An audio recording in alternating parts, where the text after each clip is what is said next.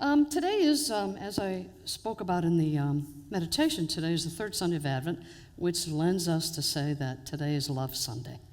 So with that in mind, I'm going to tie in what we previously talked about when I was here a month, because it's a progression. And so, interestingly enough, that today's commitment, which is commitment number 1, and I need to do that. Yes, please. So when I was here before, we talked about, yes, and you see there's above the line and the below the line. And when you can grapple with just that, it changes everything. Because we live in a human condition that puts us in a place where we may not be the one that caused the problem, at least in our thinking, right? So today's lesson is about the drama triangle. How many of us have drama in our lives? Okay, let's close our eyes. Everybody close your eyes. How many of us have drama in our lives?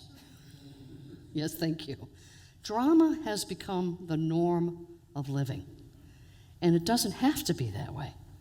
We have choice of how we want to handle the drama that happens in our lives. Because you know the saying, where two or more are gathered together, there's drama. Right? Because that's just the way it is. We each have a different perception. We each have a different set of focus. We each have different ways of operating. That's what makes us unique, and it's also what makes us create triangles. So next slide, sir. So being above the line and being below the line causes us to do things. So in ministry, to be sustainable, to grow your ministry, and to impart within you that this is a safe place to be, we've got to be above the line. Our behavior, every time we interact with somebody, needs to be above the line. And what I like to teach is I'd like you to be above the line outside of church, too. Just saying, it's a novel idea, but when you pull out of the parking lot, you're not supposed to forget everything that happened, right?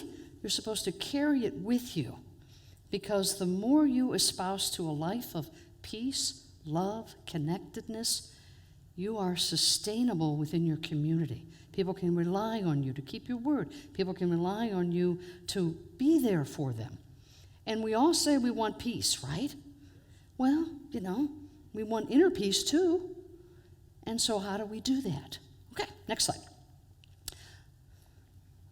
I sure wish I could see that. Oh, self-awareness, the ability to tell yourself the truth. Yeah. So when we make that human mistake of saying things that we didn't mean to say out loud, and it's already come out before the filters were activated. How many of us have ever done that? Right? So when that happens, we have to be consciously aware that that's not how I want to be. And when you come to that realization, you're able to shift. See, and next slide. And sustainability requires 4 things. Now, there is no illusion in the world of agreement that attendance in organized religion has dropped off significantly. You are not alone in that. All ministries. The only one that's growing consistently are the Catholics in South America and Africa. They are creating a whole new generation of believers. And they get them when they're, and that's the evangelist way of communicating and growing a religion. We don't grow our churches that way. The best way for us to grow as a community is to live the principles of truth and to freely talk about them when we're with other people. You won't believe what happened at church on Sunday. We had this great speaker. She's only with us once a month, and boy, she just bangs out. And this one she was talking about, and you'll get their attention. You're not talking about yourself, you're talking about what was, and it'll spark a seed that gets watered easily. It may be a year, maybe next week, but all of a sudden they'll say, what time is that service that you go to? there you go, and you bring somebody in. It's as simple as that. You might want to go pick them up, because that's a sure win, right? When you invite somebody, call them the night before. Hey, we talked about you coming to church. You coming? You're going to play? Well, I could pick you up. You see, these little things, that grows our sustainability. Next, sir. We have to wake up. Next. Your fork, clean up. Next, go for it. Show up. And the fourth is grow up. These are the 4 ups. This is sustainability. This is what creates New Thought Ministries to grow. Because although the pandemic reduced church, it was like a catalyst for people to choose a different way to find God. What hasn't changed at all is the increase in people who want to know more about God. What's decreased is next. I think it's the next slide. One more. We'll go back maybe. That is what's unsustainable. Plop, pray, pay. That is no longer applicable in churches. You are not supposed to come in, plop yourself down, do a little praying, and then pay a little bucks and go off. New Thought is about changing our beingness, changing who we are internally and external. Previous slide. Because we have an internal where we wake up and grow up, where we go, I probably shouldn't have done that. Maybe an apology is needed here. We wake up to the discord within us. And we must be awake to that discord. If we just go on automatic pilot, well, that's just the way it is, they're just going to have to put up with that. That attitude, that will distance you, and you will not find yourself in like company with your gaudiness. You'll find yourself in company that's less than gaudiness, right? Previous slide. So, next slide. I lied. Next one. Yeah. So today, as of the last time I was here, we introduced ourselves to the 15 commitments. So for the Sundays I'm here, we're going to talk about a different commitment each month. This one is radical responsibility. Radical responsibility. Next slide. Are you working from Presence or the Drama Triangle? Brought to you by the Conscious Leadership Group. Find them on the web at www.conscious.is. Conscious leaders know the difference between working from Presence and working from the Drama Triangle. Presence is above the line, and drama is below the line. Most leaders and most organizations spend most of their time in the Drama Triangle. Drama is characterized by blame, wanting to be right, toxic fear, and adrenaline. Like good dramas at the movies, all drama has characters that play certain roles. The Drama Triangle has a hero, a villain, and a victim. The job of the hero is to seek temporary relief. The keyword is temporary.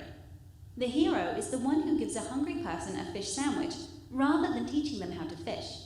The hero doesn't want others or themselves to feel bad, so they say and do things that make the immediate pain go away without facing and dealing with the core issue.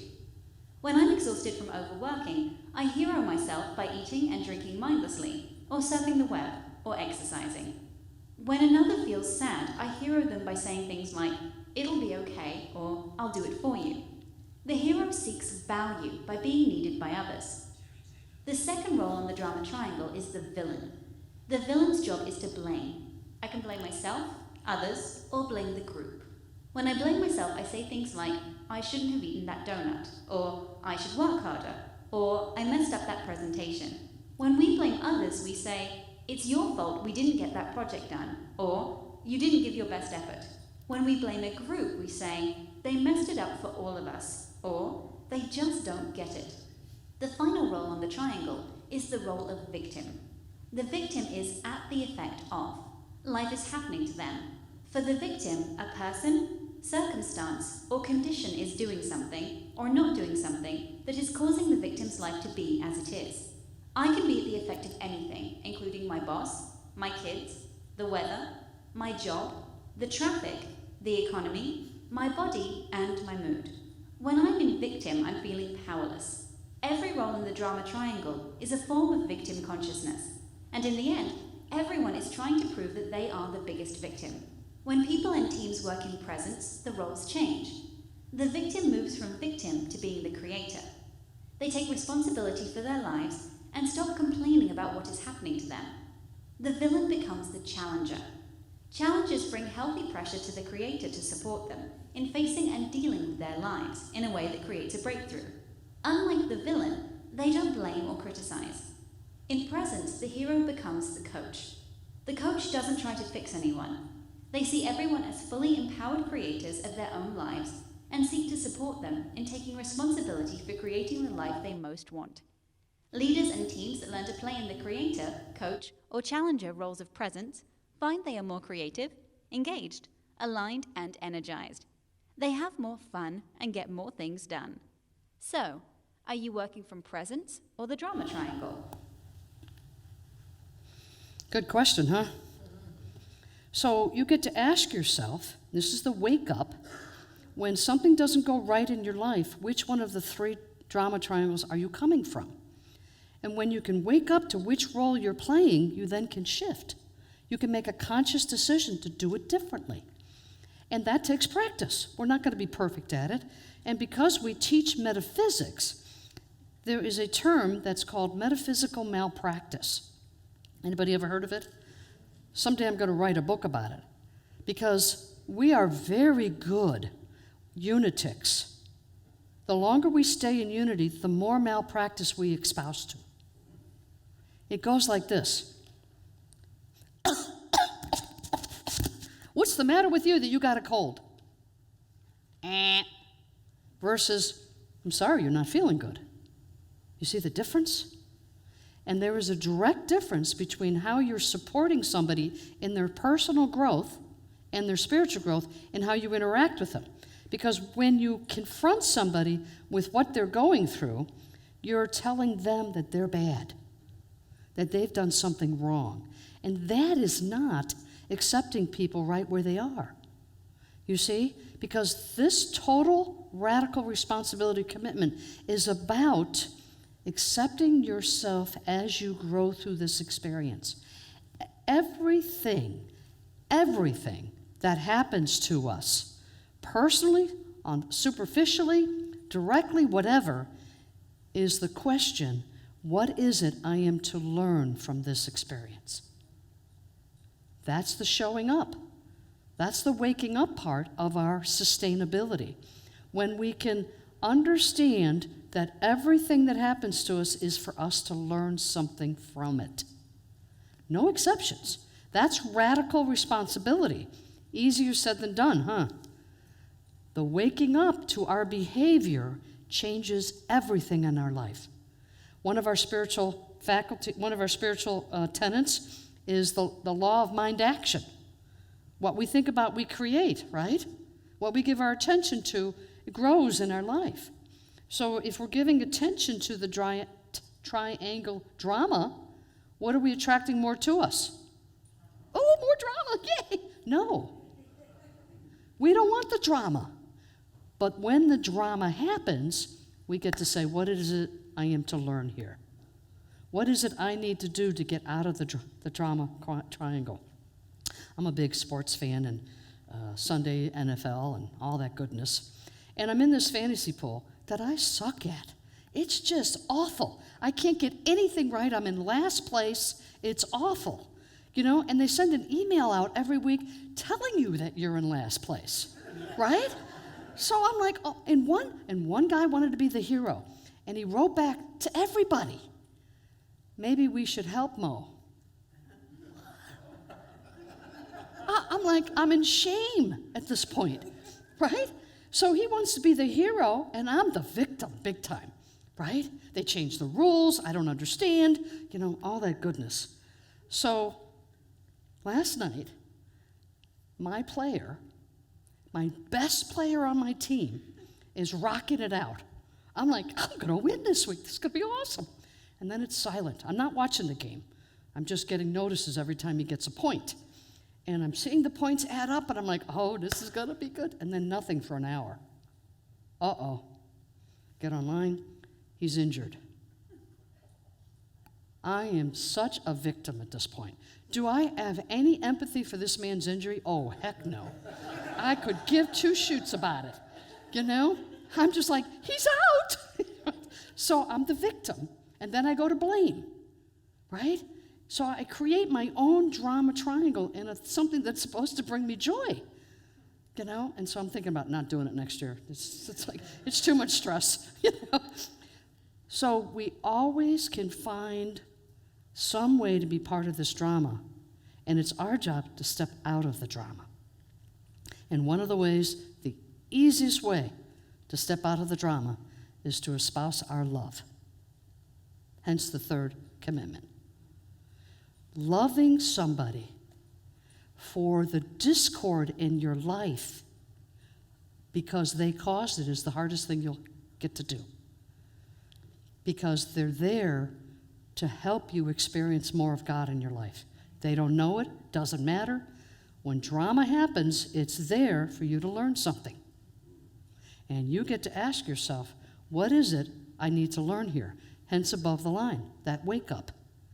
You know, maybe I need to extend an apology for the way I treated somebody. You know? How many of us love doing apologies? Yeah, we wake up and say, who can I apologize to today?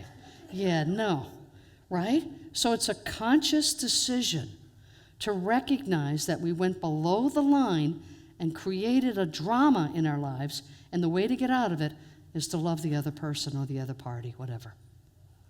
That's the lesson for us. So we're taught we should practice seeing the Christ in everybody until we don't. Until we justify that they don't have Christ in their lives because they're acting all that, right? But we still see the Christ in them. You see, because we're each on our individual journey of life. Every road is different. There's no two people that are on the same spiritual path. Now, we know that intellectually, but they're also not on your path. So when you see them act out in some fashion, your job is to love them, even in the discord, even if it doesn't involve you, or even if it does involve you. You can step away from the triangle at any time.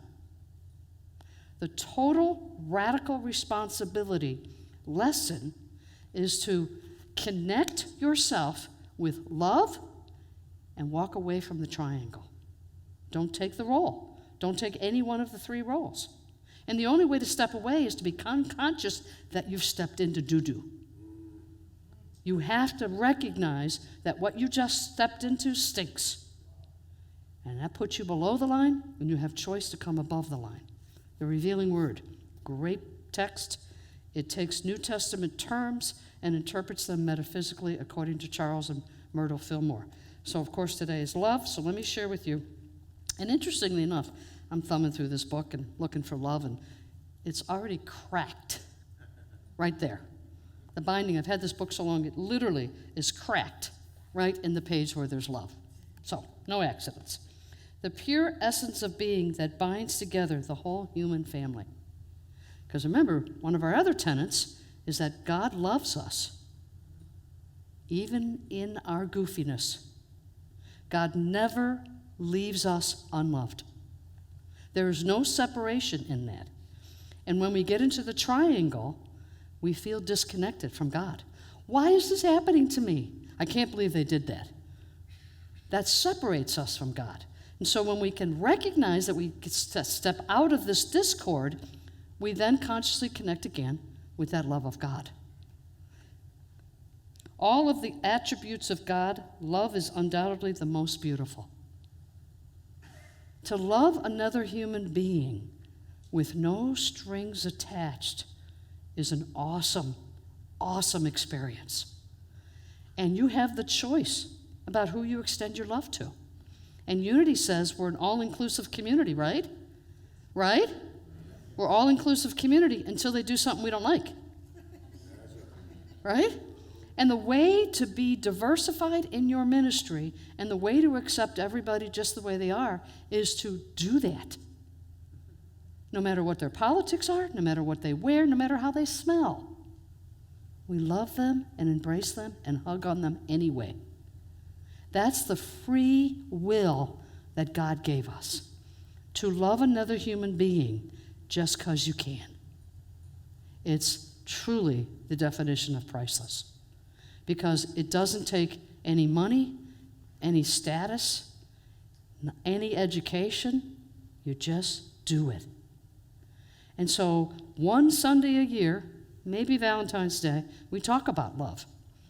On the underneath the surface, love is talked about all the time.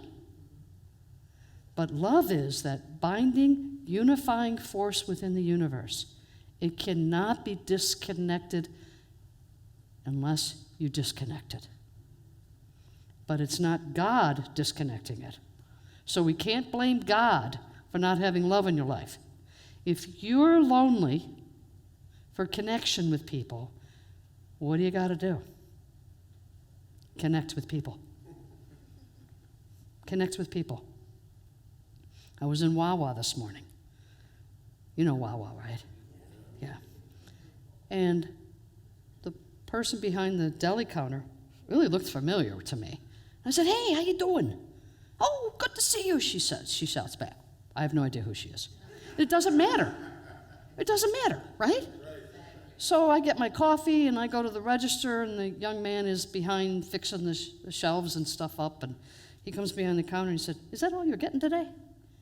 And I went, "Yeah, it's all I need is a coffee." He said, "Have a good day." Didn't charge me. And I thought, my first thought was, I wonder if his boss knows he's doing that, right?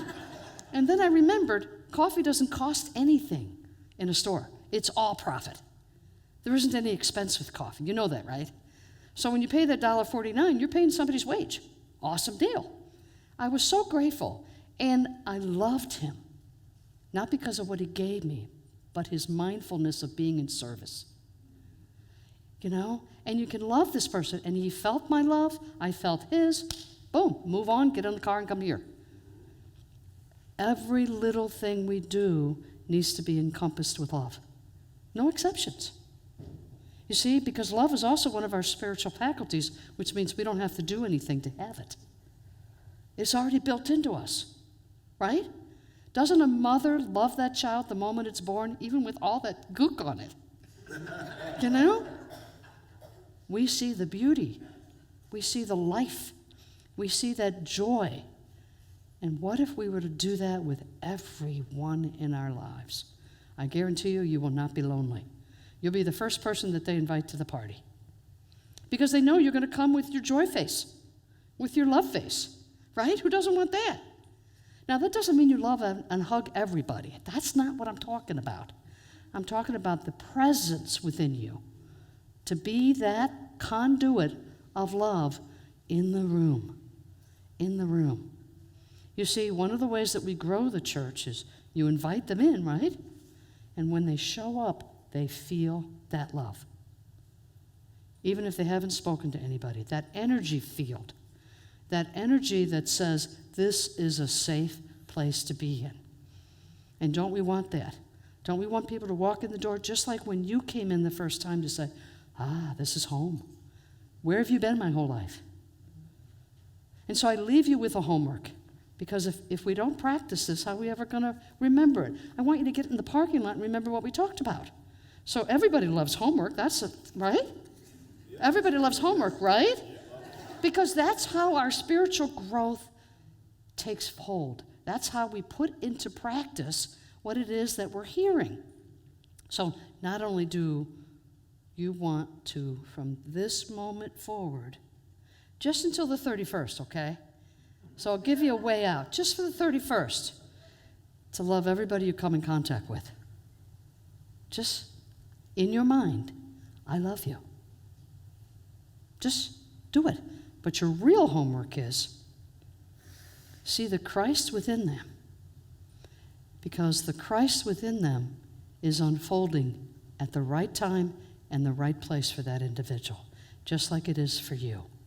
So what does it look like to see the Christ within them? It's that light, the Christ light. Visually see a light shining in them. See it, and they will feel your love automatically. It's just the way it is. And go above the line. You know, this time of year can be a little bit stressful with family that we love and care about, but do they have to come and visit me? I know. So when that happens, you open the door wide. No matter where the conversation goes, you love them. Because it takes two to tangle, right? And if you're not one of the two, you don't have any drama in your life. Now, the truth is, you're going to have drama. So when it comes, we open our minds and our hearts to say, how do I do this differently? What is it I need to do to step away from this triangle? And the number one way that the triangle is created is I want to be right. The moment that hits your consciousness, you are in the midst of a triangle. That ain't pretty.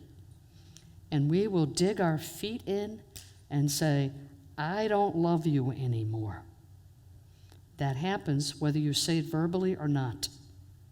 Because when you stick your feet in cement and plant yourself that you're right, you will disconnect from that human being. And you won't understand why so-and-so never calls me. Don't stick your feet in cement. This is a moving, revolving spiritual experience in your life.